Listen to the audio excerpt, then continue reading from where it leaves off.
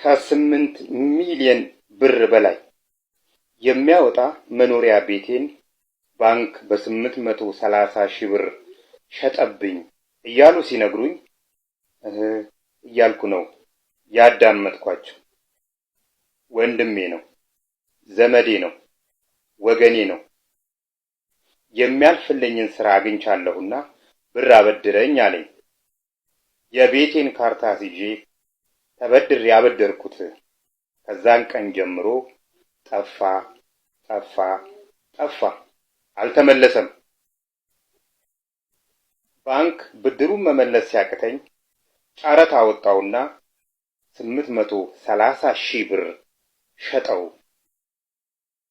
አሁን የምነግራችሁ ወሬ ከጾሙ ጋር የሚሆን ነውና አዳምጡኝ።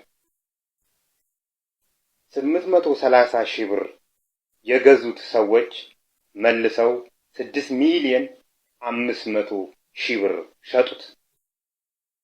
እኔ፣ ልጆቼ፣ ባለቤቴ ከቤት ወጥተን ተበተንን።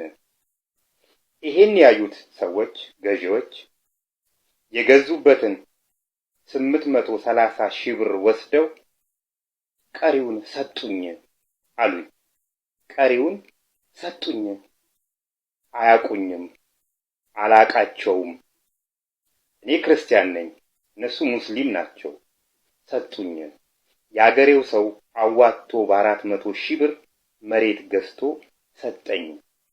በብሩ ቤት ሰራሁበትና ባለ ቤት ሆንኩኝ መልሼ አሉኝ። ይሄን ታሪክ የምታውቁ የደሴ ሰዎች ኮሜንት ሴክሽን ላይ ኮሜንት አድርጉልኝ። ከዚህ በፊት ወደ ወሎ፣ ወደ ድሬዳዋ ሂድ የሚል አዚም እንዳለብኝ ነግሬያችሁ ነበር። ሄደህ በቆሎ እየኮተኮትኩ ፍየል እየጠበቅኩ ገጠር ውስጥ ብኖር ደስ የሚል አዚም እንዳለብኝ ነግሬያችሁ ነበር። ትውልዴ እዛ አይደለም፣ ትዝታዎቼ እዛ አይደሉም። ወደ እነዚህ አካባቢዎች መስሪያ ቤቴ ለስራ ሲልከኝ ለምንድነው እንደ ሕፃን ልጅ የምቦርቀው የሚል ጥያቄ ብዙ ጊዜ ራሴን ስጠይቀው ነበር።